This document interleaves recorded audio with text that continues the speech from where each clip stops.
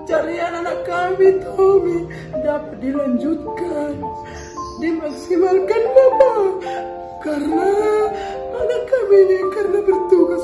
Sosok Kasat Reskrim Polres Teluk Bintuni, AKP Tommy Samuel Marbun hilang usai baku tembak dengan KKB atau PM.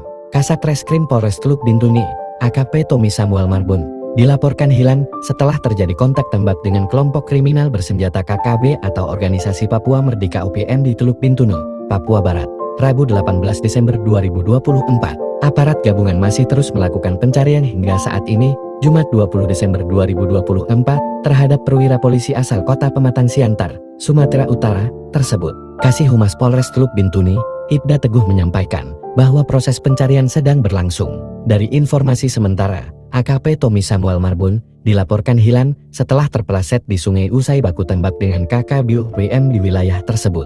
Bahkan mertua AKP Tommy Samuel Marbun turut membantu proses pencarian.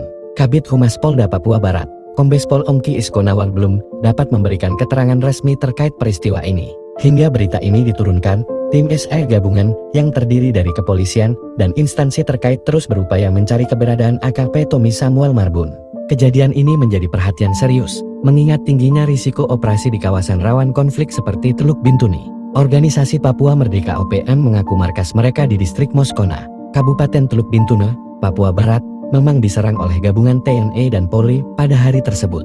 Juru bicara Tentara Pembebasan Nasional Papua Barat TPNPB OPM, Sebi Sambong menyatakan, markas TPNPB Batalion Moskona diserang oleh TNI dan Polri, hingga terjadi kontak tembak. TPNPB juga melaporkan bahwa selama aparat militer Indonesia melakukan perjalanan pulang dari hutan belantara, 2 agen intelijen turut serta, dan mengakibatkan sejumlah aparat Indonesia tenggelam di dalam sungai. Tambah dia, Tommy Samuel Marbun merupakan putra asal kota Pematang Siantar, Sumatera Utara. Orang tuanya dikenal sebagai pengusaha catering di Kampung Kristen, Kota Siantar.